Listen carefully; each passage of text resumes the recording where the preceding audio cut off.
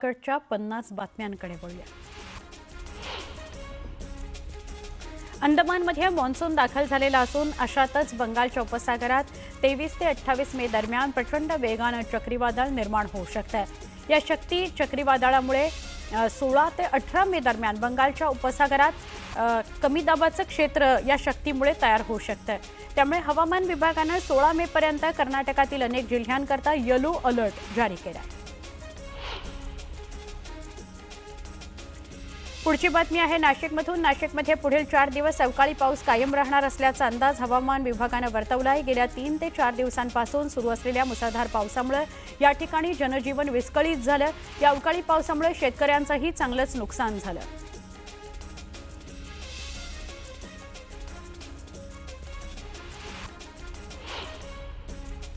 लातूर जिल्ह्यात सलग तिसऱ्या दिवशी वादळी वाऱ्यासह अवकाळी पावसाने हजेरी लावली। उदगीर तालुक्यातील शिरोळ, जाणापूर, मल्लापूर, चांदेगाव, नागलगाव या परिसरात वादळी वाऱ्यासह तुफान पाऊस कोसळला।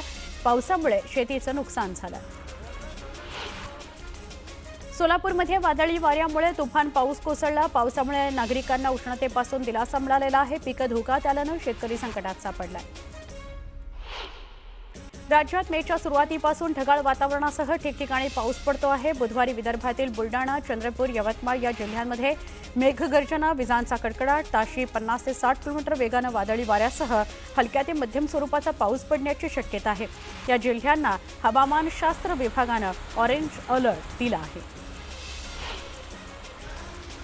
मावळमध्ये मुसळधार पावसाने हजेरी लावली। जोरदार पावसामुळे देहू रोड कॅन्टोन्मेंट बोर्डाच्या नेहरू मंगल कार्यालयाची भिंत पडून एक झाड कोसळलं आणि नागरिकांची त्यामुळे चांगलीच तारांबळ उडाली।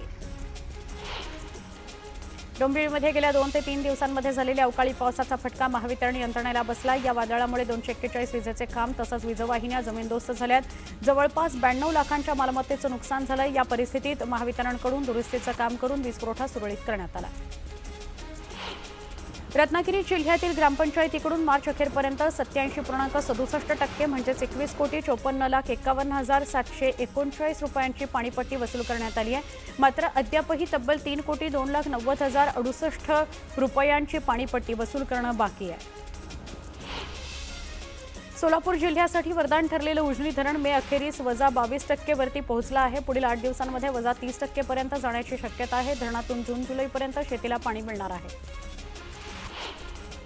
शिर्डी साईबाबा संस्थान समितीने सुधारित देणगी धोरणास मान्यता दिली आहे। यानुसार देणगीदार भक्तांना प्रत्येक देणगी श्रेणीनुसार दर्शन, आरती, पास, पूजा यांचा लाभ मिळणार आहे। व्हीव्हीआयपी दर्शनाबरोबरच वस्त्र अर्पणाच्या संधी देखील मिळणार असल्याचं संस्थानचे सीईओ गोरक्ष गाडीलकर यांनी सांगितलं। ताडोबा अंधारी व्याघ्र प्रकल्पाच्या कॉर आणि बफर झोनमध्ये 11 वनपरिक्षेत्रामध्ये बुद्ध पौर्णिमेच्या रात्री वन्यप्राण्यांची गणना करण्यात आली। वन्यप्राणी प्रगणनेमध्ये 56 वाघ, 7 बछडे, 12 बिबट, 1 तडस आणि 93 अस्वल आढळून आलेली आहेत।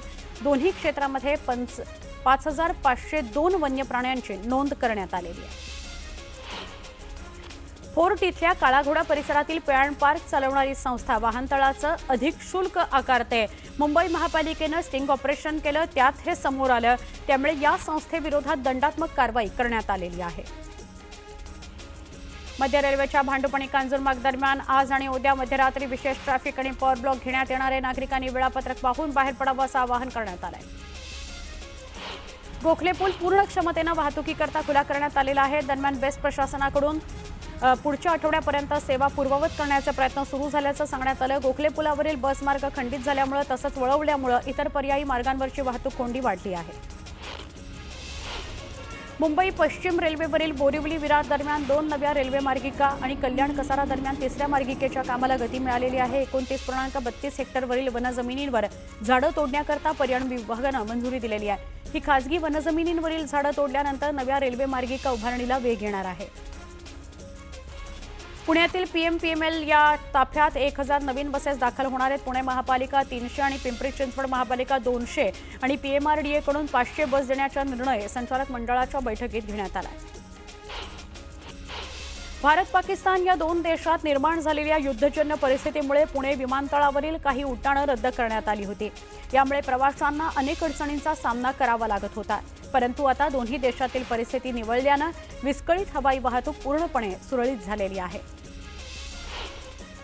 पुणे महानगर परिवहन महामंडळानं तिकीट दरवाढ करण्याचा निर्णय मंगळवारी संचालक मंडळाच्या बैठकीत घेतला। तिकीट जवळपास दुपटीनं वाढल्यानं प्रवास महागणार आहे। तरी 2 किलोमीटरच्या टप्प्याऐवजी 5 किलोमीटरचा टप्पा असणार आहे। पीएमपीचा संचालनातील तोटा दरवर्षी निघतोय आणि गेल्या वर्षी तब्बल 766 कोटी रुपयांचा तोटा झाला। पीएमपीने गेल्या 11 वर्षांमध्ये पहिल्यांदाच ही तिकीट दरवाढ केलेली आहे। पुणे जिल्हा दूध संघ म्हणजेच कात्रज डेअरीनं दूध विक्री दरात 2 रुपयांची वाढ केली आहे। त्यामुळे कात्रज दूध ग्राहकांना फटका बसणार आहे।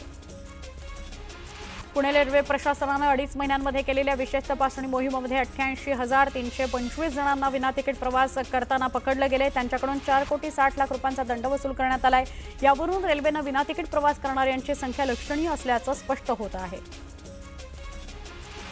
राज्यातील एकूण 8 वरिष्ठ पोलीस अधिकाऱ्यांच्या बदल्यांचे आदेश जारी करण्यात आले। वरिष्ठ आयपीएस अधिकारी रवींद्र शिसवे यांची लोहमार्ग पोलीस आयुक्त पदावरून बदली करण्यात आली असून आता त्यांची नियुक्ती गुप्त वार्ता विभागाच्या सहायुक्तपदी करण्यात आली आहे। आयपीएस शारदा निकम यांची अंमली पदार्थ विरोधी टास्क फोर्सच्या विशेष पोलीस महानिरीक्षकपदी बदली करण्यात आली आहे।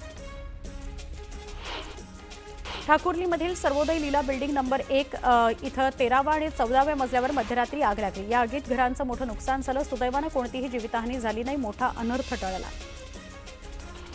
बदलापूरच्या शाळेतील विद्यार्थिनीवर झालेल्या लैंगिक अत्याचाराच्या पार्श्वभूमीवर स्थापन करण्यात आलेल्या निवृत्त न्यायाधीश साधना जाधव आणि डॉक्टर शालिनी फणसाळकर यांच्या समितीनं सरकारला विद्यार्थी सुरक्षेसंदर्भात शिफारशी सादर केल्या।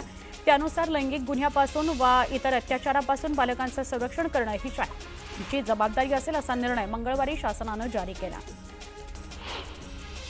राज्यातील बाजार समित्यांमध्ये गहू विक्रीला चांगला प्रतिसाद मिळालेला आहे। विशेषतः शरबती गहू पुणे आणि कल्याणमध्ये विक्रमी दरानं विकला गेलाय। राज्यात गव्हाची 20,813 क्विंटल आवक झाली आहे। त्याला सर्वसाधारण दर हा 2,760 रुपये प्रति क्विंटल इतका मिळालेला आहे। राज्यातील बाजार समितीमध्ये 2,06,000 क्विंटलची आवक झाली। यात नाशिक जिल्ह्यात कांद्याची 1,32,000 क्विंटलची आवक झाली। उन्हाळ कांद्याला कमीत कमी 800 रुपयांपासून ते 1,150 रुपयांपर्यंत सरासरी दर मिळाला। कुख्यात गँगस्टर गजानन उर्फ गजा मारडे यानं पोलिसांच्या संरक्षणात असताना महामार्गावरील ढाब्यावर मटण पार्टी केल्याचा धक्कादायक प्रकार समोर आलाय। हा प्रकार उघडकीस आल्यानंतर एका पोलीस अधिकाऱ्यासह 4 पोलीस कर्मचाऱ्यांवर निलंबनाची कारवाई करण्यात आलेली आहे। याशिवाय गजा मारडेला भेटल्याकरता ढाब्यावर आलेल्या तिघांवर गुन्हे दाखल करण्यात आलेले आहेत। हिंगोलीमध्ये एका अज्ञात व्यक्तीनं एसटी बसवर दगडफेक केली। संबंधित अज्ञात व्यक्तीनं बसमधील वाहक आणि प्रवाशांना देखील मारहाण केली। पोलिसांनी या आरोपीचा शोध सुरू केलेला आहे। रायगड जिल्ह्यातील सुधागड तालुक्यातील परळी गावात एका तरुणीची हत्या करण्यात आली। त्यानंतर प्रियकरानं गळफास लावून घेत आत्महत्या केली। या प्रकरणी पोलिसांकडून अधिक तपास सुरू आहे। लातूरच्या उदगीरमध्ये एका विद्यार्थ्याला 10वीत सगळ्या विषयात 35% गुण मिळाले। एकुरकामध्ये समर्थ माध्यमिक विद्यालयात शिकणाऱ्या नागेश पल्लेवाड या विद्यार्थ्याला 35% गुण मिळालेत। नागेशची परिस्थिती हलाखीची आहे। 10वीच्या परीक्षेत मुंबई महानगरपालिकेच्या 89 शाळांचा 100% निकाल लागलाय। तर 118 विद्यार्थ्यांना 90%हून अधिक गुण मिळालेले आहेत। पालिका शाळांचा एकूण निकाल 92% लागला आहे। 247 माध्यमिक शाळांमधून 14,966 विद्यार्थ्यांनी परीक्षा दिलेली आहे। त्यापैकी 13,907 विद्यार्थी उत्तीर्ण झालेले आहेत। 10वीच्या निकालात तब्बल 211 विद्यार्थ्यांना पैकीच्या पैकी म्हणजे 100% गुण मिळालेले आहेत। गेल्या वर्षीच्या तुलनेमध्ये 100% गुण मिळवणाऱ्या विद्यार्थ्यांची संख्या यंदा वाढली आहे। यंदा 100% गुण मिळवणारे 113 असे सर्वाधिक विद्यार्थी लातूर विभागात आहेत। तर राज्यातील 81,809 विद्यार्थ्यांना 9%पेक्षा अधिक गुण मिळाले आहेत। मुंबईतून 90% आणि त्याहून अधिक गुण मिळवणाऱ्या विद्यार्थ्यांची संख्या गेल्या वर्षीच्या तुलनेमध्ये साधारणपणे 4,500 वाढलेली आहे। त्यामुळे यंदा नामांकित कॉलेजेसचा 11वीचा कट ऑफ वाढणार आहे। प्रवेशाकरता तगड्या स्पर्धेला विद्यार्थ्यांना तोंड द्यावं लागणार आहे। देशातील सद्यस्थितीवर चर्चा करण्याकरता काँग्रेसचे वरिष्ठ नेते आणि कार्यकारिणी सदस्य आज दुपारी 4:30 वाजता बैठक घेणार आहेत। काँग्रेस अध्यक्ष मल्लिकार्जुन खरगे बैठकीचं अध्यक्षस्थान भूषवतील। राहुल गांधी देखील बैठकीला उपस्थित राहणार आहेत। अमळनेर तालुक्यामध्ये काँग्रेस आणि राष्ट्रवादी काँग्रेसला शरदचंद्र पवार पक्षाला मोठा धक्का बसलेला आहे। काँग्रेसचे ज्येष्ठ नेते डॉक्टर अनिल शिंदे आणि राष्ट्रवादी काँग्रेस शरदचंद्र पवार पक्षाचे श्याम पाटील भाजपमध्ये प्रवेश करत आहेत। राष्ट्रवादी काँग्रेस पक्षाचे शहराध्यक्ष दीपक मानकर यांनी पुणे शहराध्यक्षपदाचा राजीनामा दिलेला आहे। मानकर यांच्या विरुद्ध बनावट दस्त तयार करून फसवणूक केल्याप्रकरणी पुणे पोलिसांनी सोमवारी गुन्हा दाखल केला। त्यानंतर दुसऱ्याच दिवशी मानकर यांनी पक्षाकडे आपला राजीनामा सादर केलेला आहे। शिवेंद्रराजे भोसले यांच्या निवासस्थानी प्रहार संघटनेकडून रक्तदान आंदोलन करण्यात आलं। कर्जमाफीच्या मुद्द्यावर हे आंदोलन करण्यात आलं। राज्यात देवस्थान इनाम जमिनी मोठ्या प्रमाणावर असून या जमिनींचे होत असलेले खरेदी विक्री व्यवहार ज्याबाबत सरकार धोरण ठरवत असल्यानं या जमिनींची नोंदणी थांबवण्याचे निर्देश महसूल मंत्री चंद्रशेखर बावनकुळे यांनी मंगळवारी दिले। भारत आणि पाकिस्तानमध्ये युद्धविराम घडवून आणण्याचं श्रेय अमेरिकेचे राष्ट्राध्यक्ष डोनाल्ड ट्रम्प घेत असले तरी दोन्ही देशांमध्ये अद्यापही तणावाची स्थिती बघायला मिळतेय। कारण पाकिस्तानकडून सातत्यानं शस्त्रसंधीचं उल्लंघन होत असल्याचं दिसतंय। यातच भारतानं पाकिस्तान उच्चायुक्तालयातील एका अधिकाऱ्यावर थेट कारवाई करत 24 तासांमध्ये भारत सोडण्याचे निर्देश दिले आहेत। भारत पाकिस्तान दरम्यान शस्त्रसंधी झाल्यानंतर उत्तर भारतीय 32 विमानतळ पुन्हा सुरू करण्याची घोषणा सरकारनं केली आहे। तरीही देशातील प्रमुख विमान कंपन्यांनी सावध पवित्रा घेत त्या भागांमधील विमानसेवा अद्याप पूर्ववत सुरू केलेली नाही। पुढील परिस्थितीचा अंदाज घेऊन विमानसेवा पूर्ववत करण्यात येणार असल्याचा निर्णय विमान कंपन्यांनी घेतला आहे। ऑपरेशन सिंदूरनंतर मुंबई पोलीस अधिक सतर्क झालेले आहेत। मुंबई पोलिसांनी महत्त्वाच्या ठिकाणाच्या बंदोबस्तात याआधीच वाढ केलेली आहे। खबरदारीचा उपाय म्हणून मुंबईत फटाके आणि रॉकेट उडवण्यास बंदीचे आदेश जारी करण्यात आले। सांगली शहरासह परिसरामध्ये मुसळधार पाऊस झाला। उकाड्यानं हैराण झालेल्या सांगलीकरांना मोठा दिलासा मिळाला। नाशिक जिल्ह्यात मुसळधार पाऊस झाला। वादळी वाऱ्यासह अवकाळी पावसानं हजेरी लावली। मुसळधार पावसामुळे नाशिक मुंबई महामार्ग जलमय झाला। शहापूरमध्ये विजांच्या कडकडाटासह वादळी वाऱ्यासह जोरदार पाऊस झाला। वादळी वाऱ्यामुळे अनेक ठिकाणी घरांचं नुकसान झालं। दरम्यान शेती पिकाचं सुद्धा नुकसान झालं। शेतकरी चिंतातूर आहे। बातमी आहे नंदुरबारमधून। नंदुरबार शहरासह संपूर्ण तालुक्याला आज पुन्हा एकदा पावसानं झोडपलं। 1.5 तास झालेल्या पावसानं नंदुरबारमध्ये अक्षरशः अनेकांची तारांबळच उडवून दिली। पालघरच्या पूर्व भागामध्ये अवकाळी पावसानं जोरदार हजेरी लावली। यामुळे बागायत शेतीला मोठं नुकसान झालं। दरम्यान शेतकऱ्यांचं नुकसान होणार असल्यानं शेतकरी चिंतातूर आहे। पेट्रोल दिलं नाही म्हणून चाकूचा धाक दाखवत तरुणांनी धुमाकूळच घातला। छत्रपती संभाजीनगरच्या रांजणगाव शेणपुणजी इथं ही घटना घडली आहे। सीसीटीव्हीच्या आधारे पोलीस आरोपींचा शोध घेत आहेत। छोटासा ब्रेक, पहा फक्त न्यूज 18 लोकमत।